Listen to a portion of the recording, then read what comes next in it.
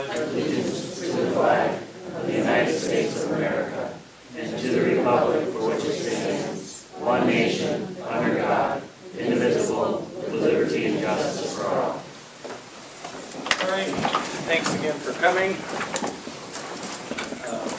We think it's valuable that the public gets to hear from prospective airlines that want to get the EAS contract for Massena. We had Cape Air on Monday, and tonight we're going to have SkyWest first, and then Boutique Air afterwards. So, without further ado, SkyWest. Thank you. We'll start with a brief introduction. So my name is Greg Atkin. I'm the Managing Director of Market Development at SkyWest. My role is basically to help grow and develop markets in new communities. My name is Dan Belmont. I work with Greg, manager of scheduling, so I help schedule the new markets that we try to develop. So thank you for having us in your community. We appreciate the opportunity to come up here and for you making some time in the calendar to do this type of a presentation. So we have the council members have the hard copy of this presentation, but we also have the PowerPoint up on the screen. So I want to talk a little bit about SkyWest Airlines and what our history is. So I guess maybe go back one slide, Dan. What we're proposing to bring to Massena is this aircraft there's a picture of. And it could be a little bit confusing because I just said I'm from SkyWest, yet the plane says United Express on the side, and so I want to talk a little bit about that. So we operate this aircraft. This is a 50-seat jet for United Airlines, and we also operate for several other major brands in this country. And it's the way we do our product is our partnership is such that our partners literally allow us to wear their colors on their aircraft. A little bit about the history of our company. We were founded about 47 years ago in a small town in Utah called St. George, Utah. We are still there to this day. The foundation of our company is connecting small communities to large communities. We connect about 245 cities today. We have about 2,100 daily flights. And to date, we offer service to almost 40 essential air service communities, which is the most of any carrier in this country. As far as our partnerships, we put these across the bottom here. We partner with United, Delta, American, and Alaska.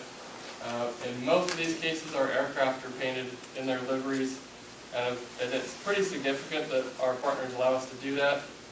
They entrust us with their brand. It's a very high level of trust, and with that comes a high level of standards as far as operational reliability and taking care of their customers. So this gives you just a little bit, for those that are familiar with the Western United States, these are some of the what we call route maps of where we flew. In 1975, you can see there's flights to some of these places like Phoenix, Vegas, Moab, Kanab, Page. I mean, some of these I doubt you've heard of, but some of them you probably have. You know, you fast forward 7 years later, we've expanded into Idaho, Wyoming, Nevada.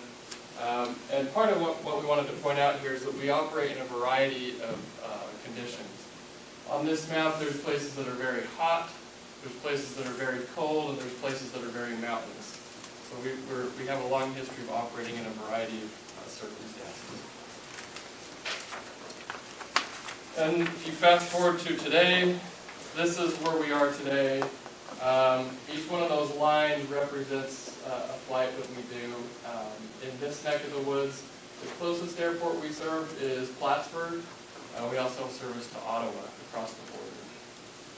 I just want to maybe make one comment. You see the growth from 30, 40 years ago till now, and like Greg had mentioned, our partners trust us with their brand, and this is kind of a result of that trust, this opportunity to grow. When our partners are looking to grow, they often come to us and say, hey, are you able to do these things? And we work closely with them, similar to how we want to work with your community to grow as well. So that's kind of the fruit of our efforts, if you will.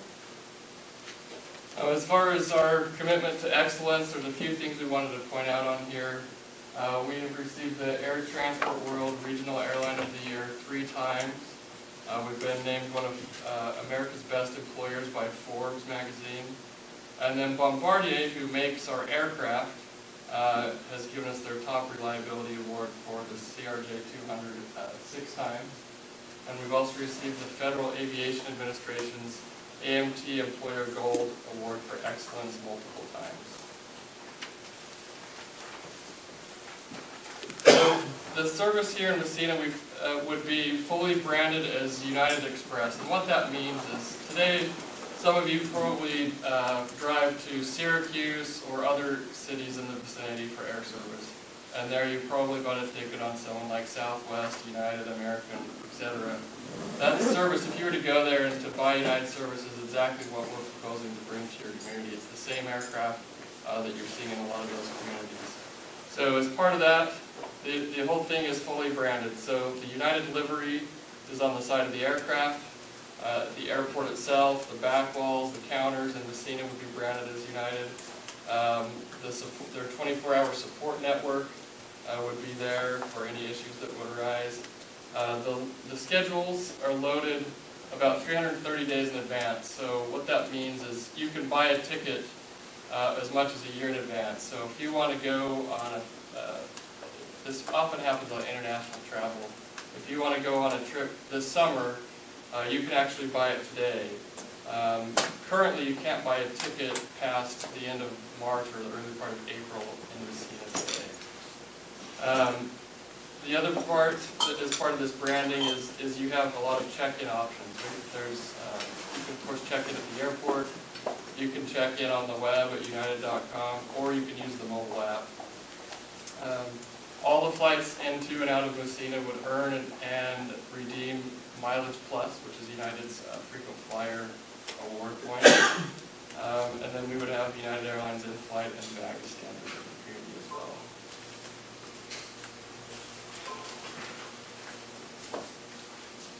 We'll spend just a little bit more time here. The Mileage Plus program, it allows you to earn and redeem free travel throughout the world to about 1,100 destinations, which is United as well as their Star Alliance partnerships.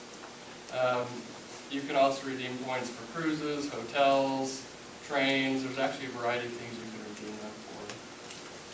For the business folks in town, the United does have a program called United Perks Plus. And it's a free program, and it's designed for small and medium-sized businesses. And basically, you can convert some of these points for your flying into Mileage Plus award for employees.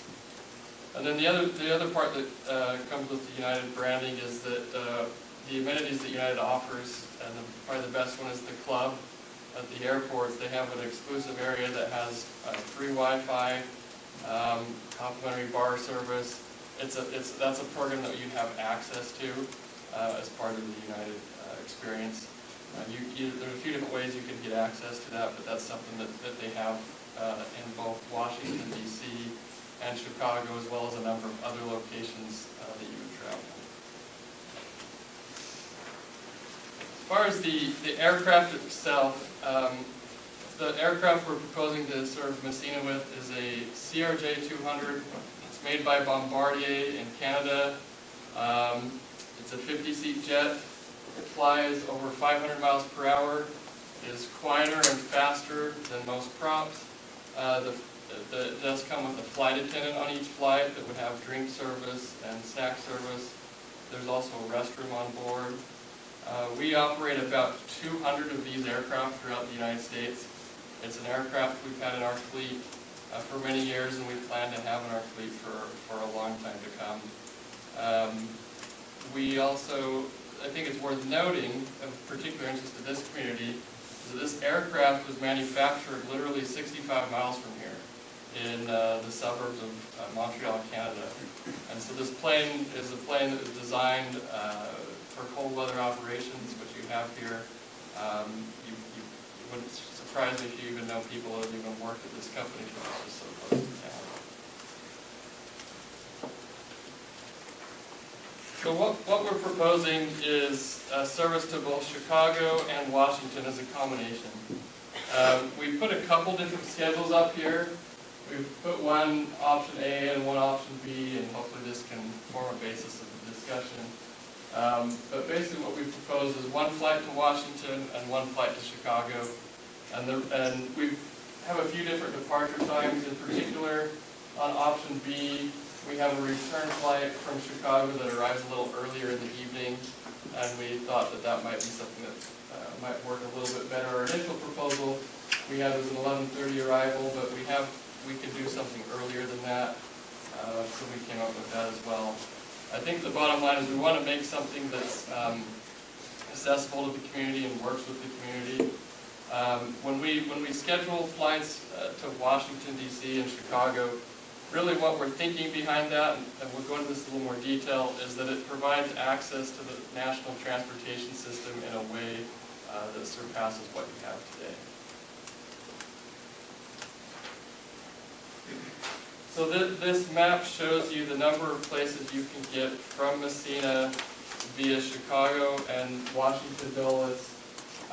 These are all the nonstop flights from Chicago and Washington in North America. So it's pretty much anywhere you'd want to go. You've got places as far away as Hawaii, Caribbean, then you have your more traditional business markets like Dallas and Houston as well. On the international front, this gives you an idea of the flights you can connect to from Massena on an international front. So you have flights to India, you have flights to Europe, South America, Asia. So you literally, in this kind of circumstance, you can buy a single ticket from Massena to Tokyo, and your bags are transferred automatically. You're not having to re-clear security. It's a seamless experience with one ticket. And maybe on that experience, entering the transportation system from Massena, you go through your security here, and you're done. There's no long lines at an additional hub that you stop at. You go through your very short line here, comfortable, probably people you know, screening you, and you're off and on your way. So let's talk a little bit about Washington Dulles International Airport. First of all, it's of course the nation's capital, so Washington, we feel in its own right, is an important destination for this community. In addition, there's about 250 flights that United and United Express offer to 90 destinations. On the international front, there are 20 destinations. We listed just a few, but there's flights to China, Sao Paulo in South America, various cities in Europe, and also Latin America, Mexico, and Caribbean. On the domestic front, there's service to about 70 airports, including frequent service to places like Orlando, Las Vegas, Los Angeles, San Francisco. Moving over to the Chicago side, Chicago is one of the largest aviation markets in the entire country. So United and United Express alone have 600 daily flights in Chicago to 170 destinations. On the international front, there's about 25 destinations. And on the domestic front, there's 140 destinations. And the flight frequency from Chicago to top business markets approaches hourly in many of these destinations. Very frequent service to a lot of these places.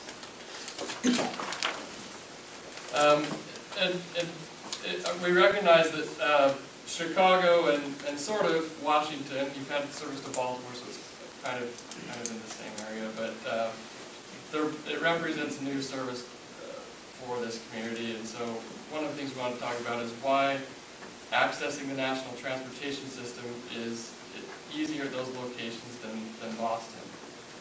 In Boston, it kind of depends on which airline you're connecting to. Some of the connections can be pretty slick, or others can require you to re-clear security. And so in the service we're offering, none of the flights that connect to United in either Chicago or Washington would require the security re-clearance. And just to give you a perspective of the transportation options offered, In Chicago, United alone offers about 600 flights a day. That's more than every airline combined at Boston. And that's not to say that Boston doesn't have a lot of flights. It does have a lot of flights. But it's just to point out that Chicago, even if you count all airlines, has 1,200 daily flights. It's just a massive aviation hub that you have access to.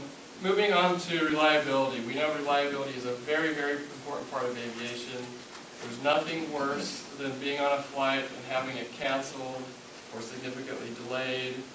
And so what we did is we went in here, I'll walk you through this chart, but this basically goes over the last 4 years. And we've split it up into summertime, which are these 3 bars, this yellow, orange, and blue. And then wintertime, which is these 3 bars with this kind of these blue and purple colors. So summer we defined as April through September, and winter we defined as October through March. And so we said, how many flights were completed in Massena by Cape Air? This is back when they were here between 2 and 4 years ago. And then Boutique, when they were, as they've been here in the last 2 years. So in the summertime, Cape Air has completed 97.6% of their flights. Boutique was 97.4%. And then what we did is since we don't fly to Massena, we decided let's just take a basket of cold weather cities that we do fly to. So all these dots here represent our cold weather markets. And we said let's just look at how many flights we're completing in these cold weather markets and compare them to what we've had here in Massena. And in the summertime, we're getting 99% of the flights completed. So it's 2 percentage points higher almost. And in the wintertime is when you really see the difference. In the past, when Cape Air has been here, you've had about 90% of the flights completed. When Boutique has been here, it's gone down to 84%. And in this basket of cold weather markets, our wintertime operations are about the same as the summer. They're at 98%. And part of that is because this aircraft we have is designed for cold weather operations. We operate to a lot of cold weather cities, and we're able to deliver a product that's more reliable than our peers. And part of that is reflected, going back to our partners allow us to put the name of their brand on our aircraft because of this reliability. A few other points that's probably worth mentioning in here is that we have a number of spare aircraft in our system. We have dozens of aircraft throughout our system that are there waiting for opportunities to be put in. So it allows us to be reliable throughout our system.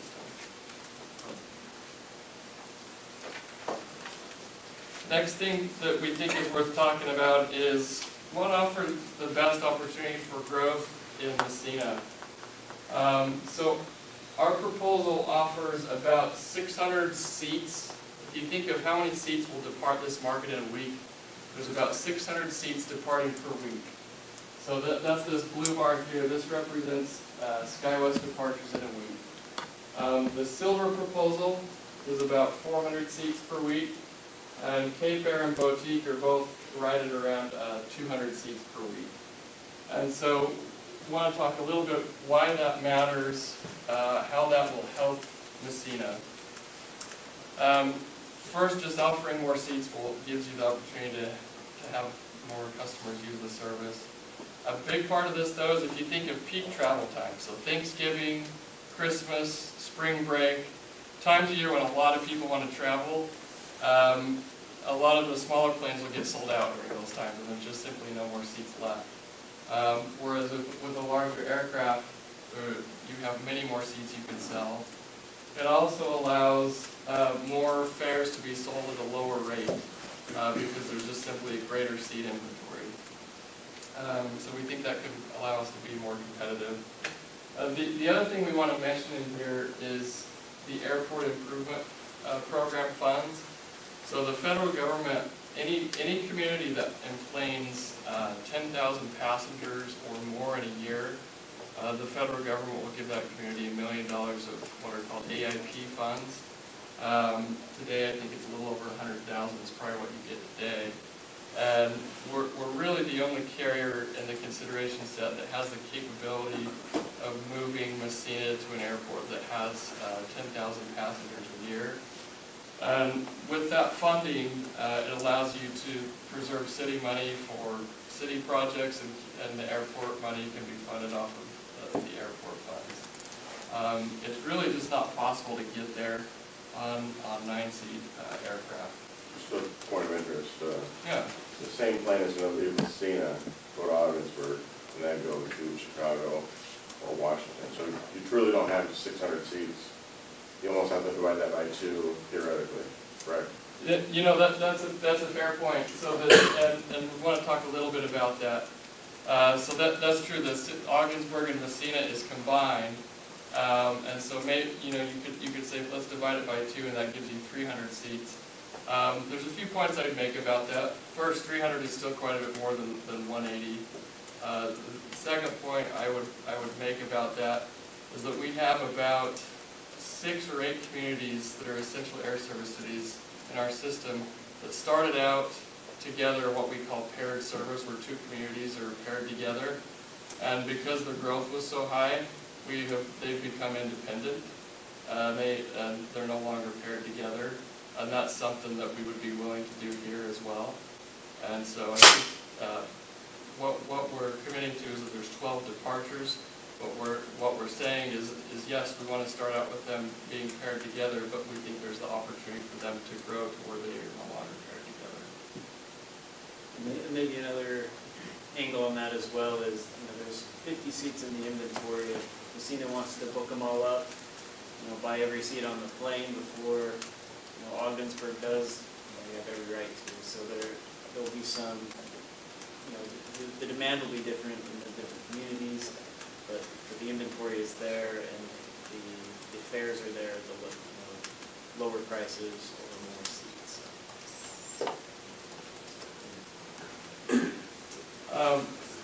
This sheet here shows 4 different cities we wanted to highlight, and what it shows is the number of passengers using the service. I think this is set up in terms of passengers per day using the service, and we'll start. I'm just going to start down here with this one first because it's your neighbor. So we started service in Plattsburgh, New York in August, and the previous carrier was Penn Air, and they were getting about 18 passengers per day if you go back in time. And we just started in August, so we're pretty new there, but already this is going up to about 50 passengers per day, and we're continuing to see growth there. We picked a few other markets that we want to highlight as well. We'll start with Cape Girardeau, Missouri. This is a market SkyWest entered in December of last year. Cape Air was the previous carrier on 9-seat props, and we have come in that market, and it's gone from taking about 9 or 10 passengers a day to taking about 30 to 35 passengers a day. In Vernal, Utah, on the other side of the country, this is a market that Boutique flew with their 9-seat aircraft, and they were getting in the range of about 18 to 20 passengers per day. We took over that market in late June of this year, and it's already up in the 40s. And then the last one I'll use is over here on the top. This is Staunton, Virginia, more commonly known as Shenandoah Valley. This market had Silver Airways for a period of time, taking around 20 passengers a day, and then it had Via Air, which had kind of a mixed result. And then this spring, SkyWest took over, and it's now getting about 60 to 70 passengers a day. And so in every market we've taken over, regardless of the carrier, the jet aircraft paired with the United brand can significantly grow the number of customers using this service, and there's yet to be an exception to that, even when communities are paired together for air service. And maybe to note, in Cape Girardeau, that bottom right slide, that is a community that is currently paired with another one. So despite that pairing, the growth still happens.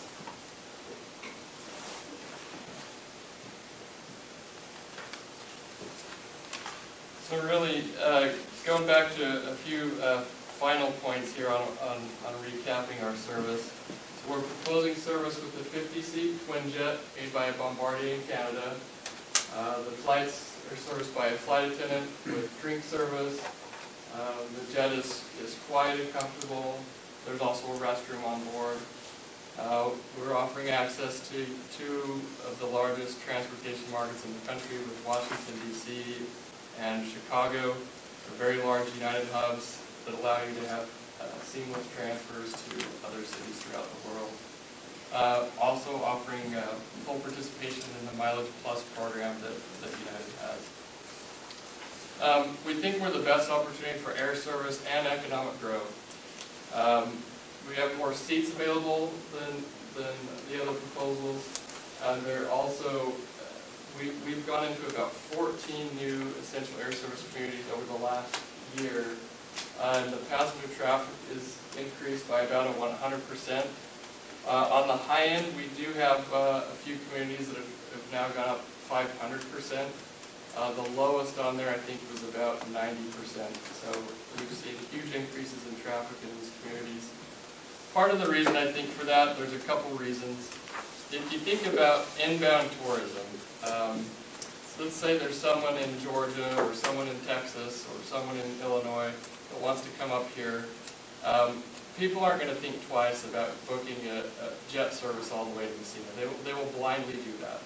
But there's a lot of people that are going to hesitate, and they may not do the journey if they know that part of the journey is on a prop, and potentially part of the journey is on a prop carrier they've never heard of. So for inbound tourism, you have a natural marketing advantage where people around the country and the world know the United name, and they're going to be willing to take a jet into Massena.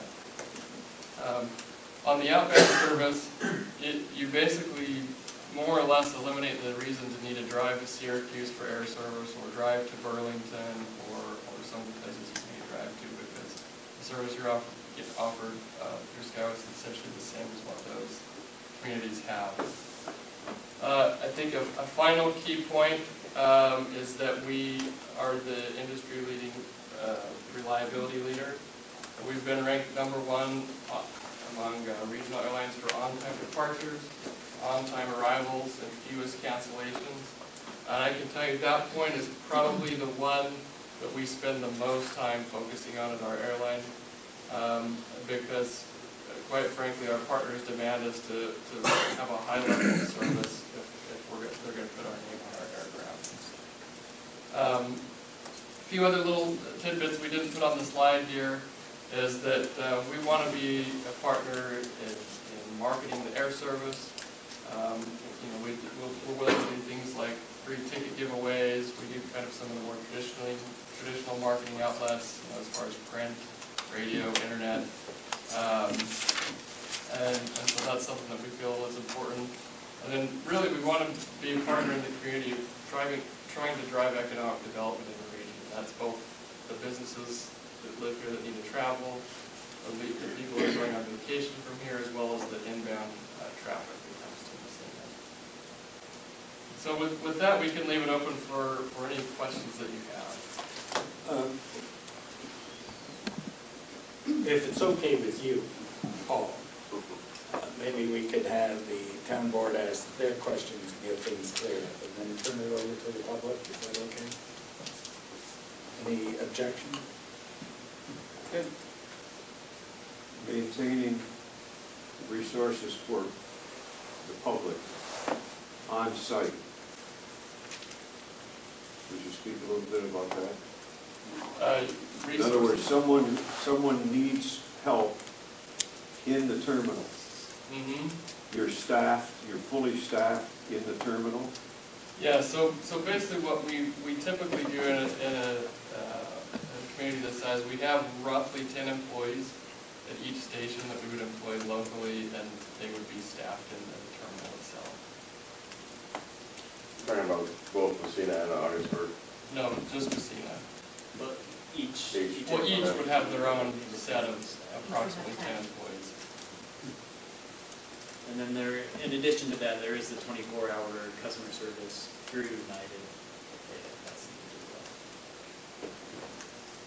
In your proposal, you put down $20,000 for marketing. That's You're correct. asking for $4 million from the federal government, and $20,000, in my opinion, is nowhere near enough. To market our airport, I feel that EAS services sometimes come in here and do the bare minimum, make their profits, and move on. I think marketing for $20,000 is really low. Could you change that? Would you plan on changing that? Would you be willing to work with us, the towns here, to market? Because I feel we have a lot of potential to market in Canada to improve our airport. And if that's something you could talk about, I'd appreciate it. Yeah, no, that's a really good question. I think what I would say is, I would ask the question, why is it that we market? And I think the answer is to get people on the aircraft. And so what I would say is, part of our marketing program, we did put a specific dollar figure. I think there's some non-dollar figure items that I think are worth considering in our proposal. The first is some of the ticket giveaways, which I think generate a lot of buzz. But probably the biggest of all is that the United brand itself is a huge marketing element. And there's national campaigns as well as campaigns in Canada that Massena would literally be a part of. And so, yes, we're willing to work on that, but I would just say there's a huge amount of value that goes with the United brand itself being in the community. And I think, just going back to some of the cities we've gone into, they've had a very similar marketing budget, and the traffic has gone up, over 100% in those communities. And being the large plane that you're offering, what are your airfares going to be? So what we think the average airfare will be is about $101 between both Washington and Chicago. 101? That's one way. How many seats is that? How many are you going to offer at 101? So that's an average number. So there's going to be some that will be lower, there'll be some about that, and then there'll be some that will higher. So it's an average of all the customers on the plane. So even if the plane is not full and somebody books a week out from Massena, there's going to be a chance that fare could be $179, $189? I don't know. Is that? So yeah, it's a good question. So the best way to just kind of describe what our fare structure is really probably Plattsburgh is probably the best example. Plattsburgh has non-stop service to Washington. We typically do a tiered fare structure where the further out you buy, and particularly if you buy over a weekend, is where the lowest fares are, and typically they're higher close in. But really, the fares, I wouldn't say there's one fare we're going to commit to for the full term. Really, what we want to do is make sure we're competitive. And so if the fares change in some other market that's nearby, we'll need to respond to that. And that's, the marketplace in airfares is dynamic, and we want to make sure that we're competitive with the other airports in the region. Are the fares the same in Massena as they would be in Augsburg, or Yeah. does it cost you to fly from Massena to Augsburg? They'd be the same. What about your fuel purchase? What do you plan on doing for fuel purchasing? So what we want to do is we want to buy the fuel where the airplane is on the ground. So I mean, today we actually did bring a plane here today, and we bought fuel here, and we would want to buy fuel here. So I think you would see us, we'd be buying fuel in both Massena and Augsburg, as well as we buy some fuel in both Chicago and Washington. So depending on which direction the aircraft is going. How did you come up with the idea that a 50-passenger jet would fill up in Massena? It's a really good question. Finally, Steve. Yeah. The jackpot. It's a great question. And this is really probably the best slide to show that.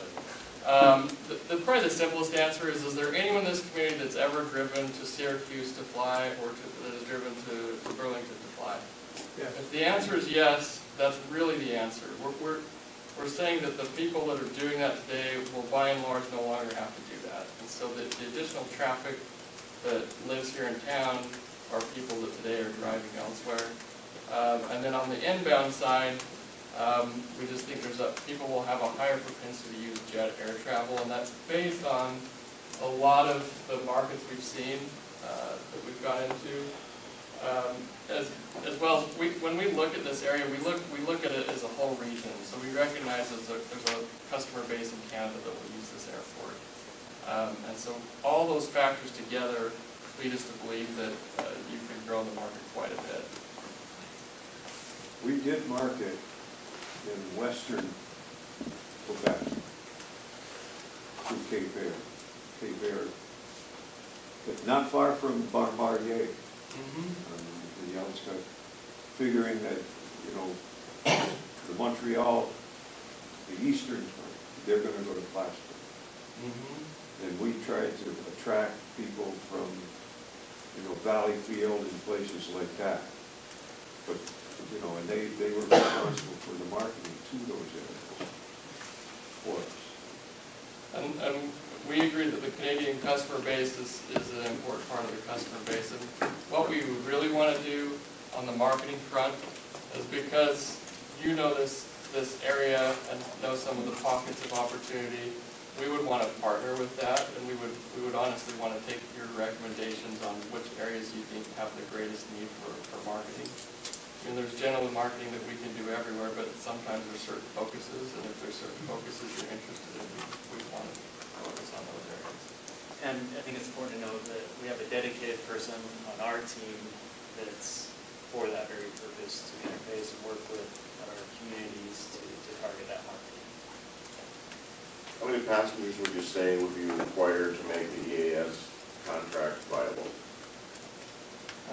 That's a good question. I think what we've projected here is we think that Massena can reach 10,000 enplanements a year, and we can be viable at about that level, even a little bit less. And the other thing I think is maybe kind of a follow-on to that question. When we bring jet service into the community, if you look at the EAS program and say, where has SkyWest brought in jets, we've never gone into a community and then left, ever. Nobody's ever wanted to replace us. And so we're not interested in coming here and, you know, making money off of a 2-year contract and then leaving. I mean, on our end, there's a lot of setup costs to get started here. And even though the contracts are for 2 years, we would hope that if we're fortunate enough to be selected, that we would be here for the long haul. We really don't want to come here just for a couple of years. We really want to be here for a long time. My fellow board members have heard this spiel before, but we are a community that has been burned very badly by EAS, and the EAS provider being Big Sky. They were literally here on Monday and gone on Tuesday, and everything was gone with them. So this community has suffered through one of those, hopefully never again. And honestly, that's a story we've heard a lot over this last year. We've started in 14 communities, and many of them use that same word, that they've been burned in the past. And I can tell you they're all very excited that we're there now and looking forward to a long relationship. Yeah, EAS is a mixed bag. It really is. What would you require for hangar service? We don't have a hangar large enough for your plane, obviously. That's a good question. So we're not asking for the city to provide a hangar. If you look at some of the cold weather cities we operate in, Ottawa and Plattsburgh, the plane sits outside each night, and our reliability program takes that into account. So you're saying that there might be times your plane doesn't fly because it's iced out? No, the plane would. That's what I got out of that anyway. So is the assumption that you need a hangar in order to fly the next day? Is that? No. You said you took that into account for your reliability. Is that your 0.9% that you don't fly? Yeah, if you look at that airport with all the dots scattered throughout all those are airports where the plane stays outside at night. So, Which brings up another good point. If you do have a cancellation, say to Chicago, and then you're getting to the time where your plane is ready, but you have your Washington flight, how does that scenario work out? Can you make up the Chicago flight, or do you just go to Washington and take the Chicago flight the next day? How does that typically work? Yeah, so the way it would typically work is if there was a plane that was broken, we would send a spare aircraft to fly that flight. And the spare aircraft are located throughout the system. Where do they come from, the spare aircraft? They're really in a lot of locations, but predominantly that you're going to find them in Chicago and Detroit, a little bit in Washington. They're going to be in the hub cities, is what we call them for the most part. So that's how we would handle the cancellation. But I mean, if you look at how much we're canceling, which is here, we don't cancel very much in the first place. No, it's just a big concern with you just having one trip to Chicago and one to Washington. There's no, with a service that has 3 flights, you can somewhat make that up. Yeah, that's true. I think one of the things to consider with having 2 hubs is that, let's say the weather's bad in Boston for a day, there's going to be 0 flights going to Boston, even if there's 3 flights scheduled. When you have service to 2 different hubs, it's pretty unlikely that the weather is awful in both Chicago and Washington at the same time. So it actually gives you an opportunity to complete more flights by having those 2 options. There's a couple of different concerns that we had. One is that you're going to puddle jump from here, from Massena to Ogdensburg, taking an hour according to the schedule. I mean, what's to stop people from just skipping Massena and driving straight to Ogdensburg? And then the other thing is the fact that you kind of like having the multiple flights to one area in a day. You can go to Boston in the morning, conduct your business, do what needs to be done, and then be home in the evening.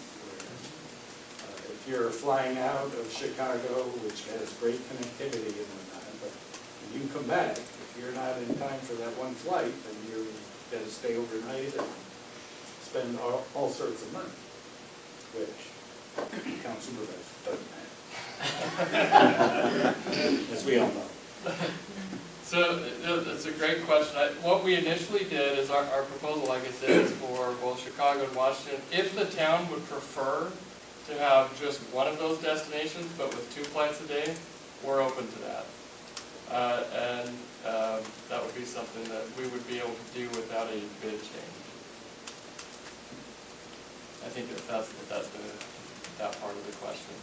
And I think as far as having the communities, Ogdensburg and Massena paired together, I think people want to use the airport that's closest to them. That's been our experience. We have airports that are fairly close together in Mississippi. We have a few others in North Dakota. And people typically board the one that's closest to them. And we think that result will be replicated here.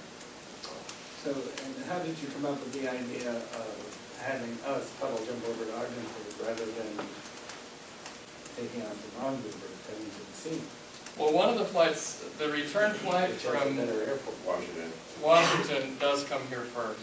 It really is a matter of geography. It's a matter of which city is closer to the hub city. So it has less to do with Ogdensburg versus Massena than it has to do with geography, creating the shortest elapsed time overall.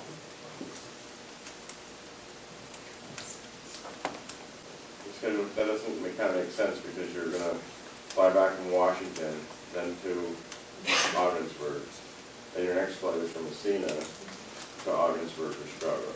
So the plane from Washington will go like this. It'll go Washington, Massena, Ogdensburg, Chicago, which is a little bit shorter than going Washington, Ogdensburg, Massena, Chicago, because it goes a little bit more in a straight line. So to Washington, D.C., Ogdensburg and Massena are about the same. They're about the same distance. To Chicago is really where the difference is.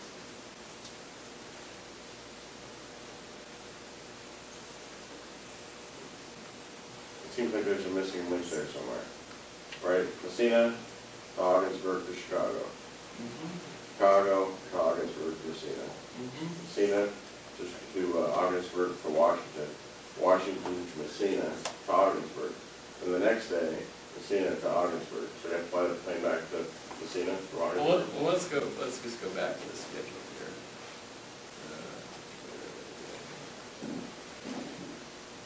Okay.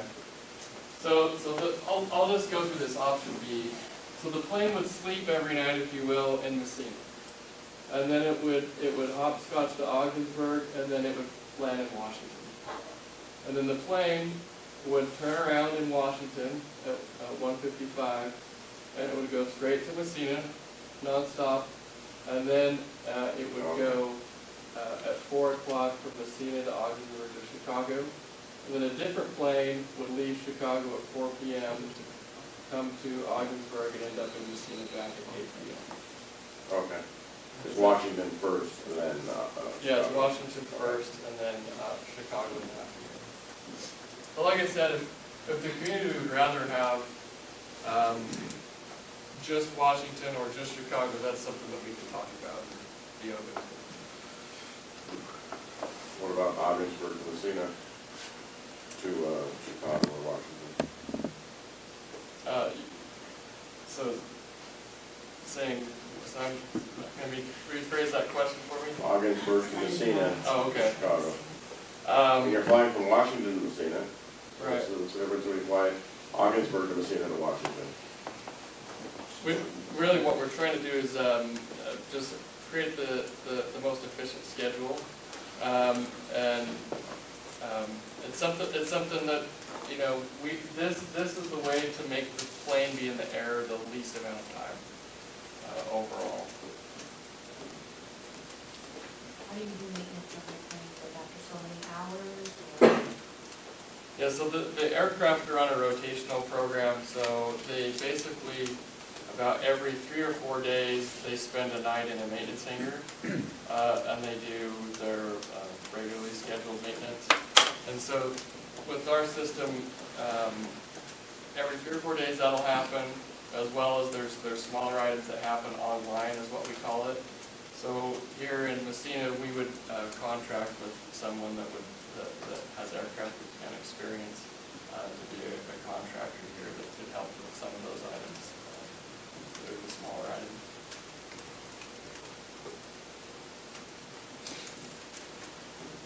Smaller items like, can you give me a for instance? I mean, I'm just envisioning a company below winters and some contractor trying to work on a plane out in Yeah. And not including the windshield factor. Right. Yeah. Oh, you know, I'm not a mechanic, so I'll do my best here, but I'm going to give an example of a light that's not working, a coffee pot that's not working. I mean, if there's a, you know, if the wing's been cut in half or something, it's not things like that. These are kind of smaller items. The latch on the end is not latching correctly.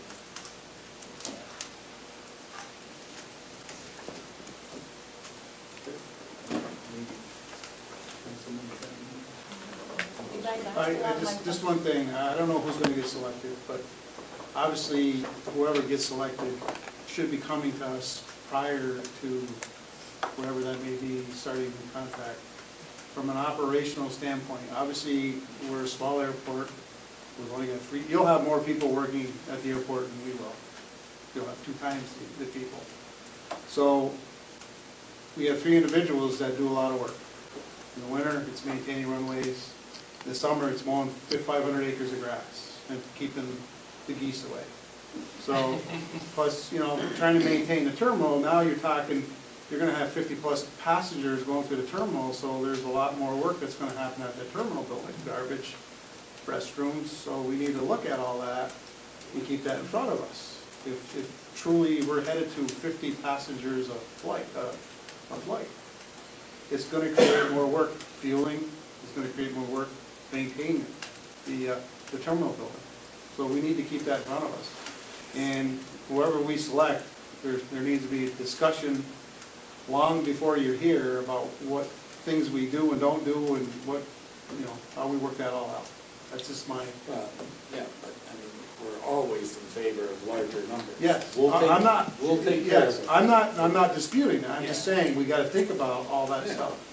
That's our You know? thing, and Yeah. we'll definitely take care of that. But we're really, you know, from an operational standpoint, you know, should spend some time at our airport going over everything, what's there. And it's a point well taken. We have what we kind of call our ground team that would come here. If the event we were selected, they'd be here very quickly. Okay. There's even a few people that on a preliminary basis will probably reach out ahead of time to just so they can get a lay of the land, Yeah. so that there can be some kind of preliminary Okay. thoughts Yeah. ahead of time. Speaking of that, Frank, as far as the airport requirements, going, you know, if we did go from a 9-passenger to up to 50, what cost would be incurred, or what would we have to do, any changes at all? Well, we'd have to look at operational hours. Now we're manned from 6 to 5 o'clock, 6 AM to 5. And, you know, I don't know what the requirements are gonna be from a, you know, say we have a larger plane or an airline or what. From anything else it's already in place, you know, the fire protection, we're an index A, and they're below 90 passengers, and they're not over 90 feet long, so that all works.